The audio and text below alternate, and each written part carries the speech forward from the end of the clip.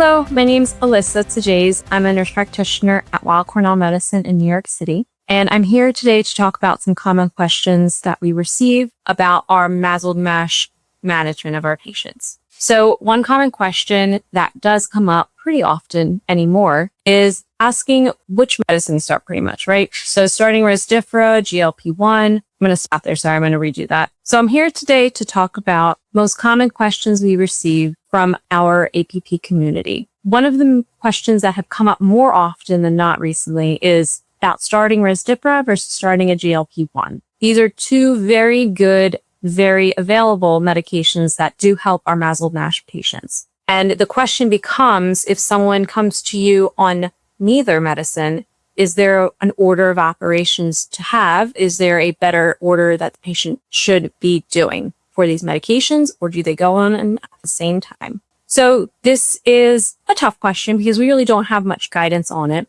But what I'd say is if a patient comes to you on neither medicine and you want to start both because they have good reason to start both, I like to just do it in combination with the patient with a shared decision making. I would explain both medications, how they work, what the outcome is that we're going to be looking for, and their side effects, which in the end, I really think the side effects tend to make the order. Or the second thing that can make the order is the availability. So it does depend how easily you can get a GLP-1 for the patient, how easily you can get Resmetirom. But there really will be no order, in my opinion, as of right now, because both will be helpful for a patient if they have indication for both. So it would be a decision with the patient, just explaining the kind of side effects they could experience and maybe just picking the timing. All right, we're going to start Resmetirom. You'll be on it for 2 months, and then we'll start the GLP-1 if you feel good on that. Something nuanced about it would be that Resmetirom is just one dose. You're not changing doses, whereas a GLP-1, you are adjusting doses. So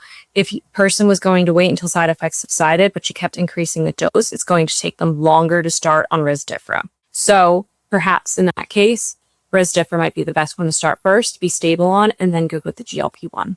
So another more common question has to do with non-invasive tests that don't match and or the role of liver biopsy. So with non-invasive tests, you have to understand how they come about.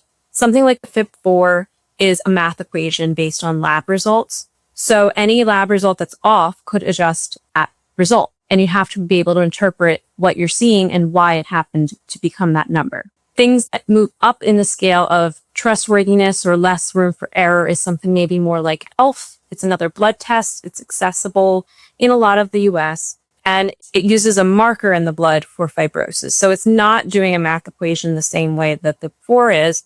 So you may have a little bit more confidence in its result. Then you might level up to a FibroScan, or you may have gone to a FibroScan from a FIB-4. And if you know that the patient is completely fasting and that the probe is the right size for the patient and is not having a hard time getting results and all of those sorts of things, then you can be more confident in its result. But if you get non-invasive tests that don't match, often we might keep escalating and see how many out of the how many we've done do coincide. And you can make a educated diagnosis based off of those non-invasive tests. 2 out of the 3 say F3 and one of them says F1, you might go with F3. You could be safe and go with F3 in order to be able to monitor the patient closely. If you have the ability, you can escalate to MR elastography, which is like a FibroScan but bigger. That's how I kind of put it to patients. And you'll be assessing their entirety of their abdomen in some cases where they might do an MRI abdomen along with the elastography. And then you'll have potential HCC screening if you find an F3 or an F4. 2 birds, multiple birds in a spot together, 1 stone.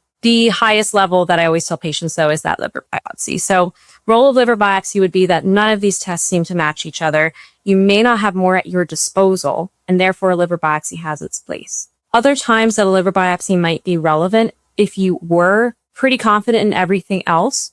If you don't feel that their level of fibrosis matches what you have understood about their history, you might need that for confirmatory purposes. If their liver enzymes aren't quite matching what you expect them to do, and you might suspect a secondary liver condition, then a liver biopsy has its place there as well. So it is a educated understanding and guess of what you're using and how well it's going to fit the patient that you're taking care of, and being confident in the answers you're getting, and being able to have the resources to escalate as far as possible in order to diagnose your patient and be able to treat them for the level of fibrosis that you are finding. Thank you for listening.